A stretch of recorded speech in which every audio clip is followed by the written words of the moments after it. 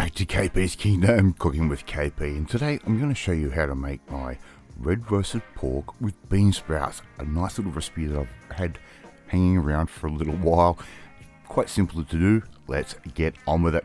Right, here I've got my wok, a little bit of peanut oil can go in, about 2 tablespoons worth, and here I've got some of Char Siew pork, red roasted pork. Now, there are different versions of this. There are 2 supermarkets locally to me that do sell this, and they are both completely different, and I've got a proper little restaurant that I'll also buy it from, and it is authentic as. So all I've done there, I've added in a little bit of Zhaojing wine, Chinese rice wine, a little bit of light soy, and here is going in around about a tablespoon's worth of oyster sauce.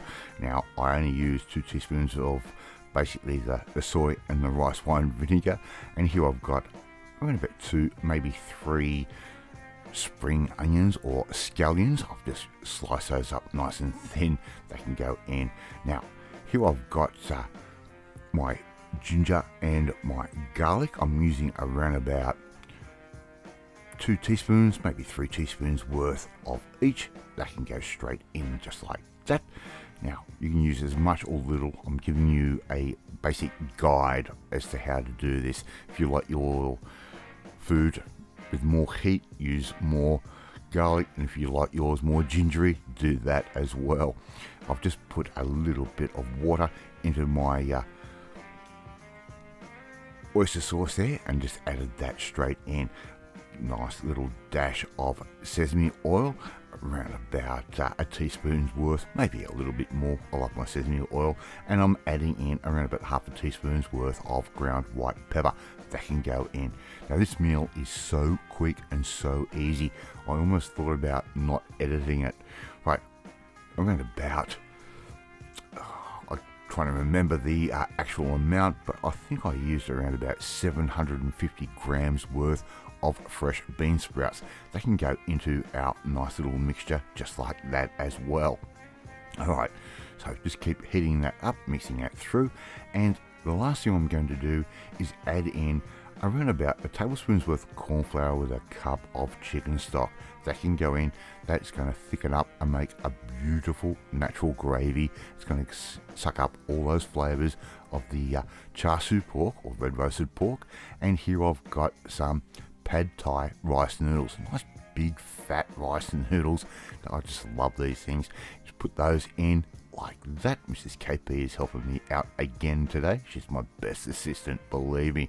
Leave a comment below, and when she pops up in the video, let her know that she's doing a good job and helping this poor dude out. I'm going to serve up our beautiful Char Siew pork with our bean sprout mix, just like that. How easy, and before you know it, you're going to have your own meal. Now this is going to be tasting better than a takeout or takeaway, and it's going to cost you a lot less. This whole meal costs us around about $6 for 2 people, and we have leftovers. Alright, thank you so much for watching this video. I really do appreciate it. If you like this video, hit that like button. Gives me confidence. Should make you feel warm and fuzzy too. Don't forget to hit that notification bell. You'll be notified every time a new video goes up. Hey, share, leave a comment. I love reading and I love responding to them. And don't forget to share this video with all your friends on all platforms and social media. In the meantime, you want to learn how to make a Friday night takeaway meal in around about 12 minutes, I'd say. And for less than half the price of the takeaway, well, you need to come and join the family, my family. Hit the subscribe button and you'll never miss another one of my videos again. Off to eat the red roasted pork with bean sprouts, and I will catch you next time. Bye.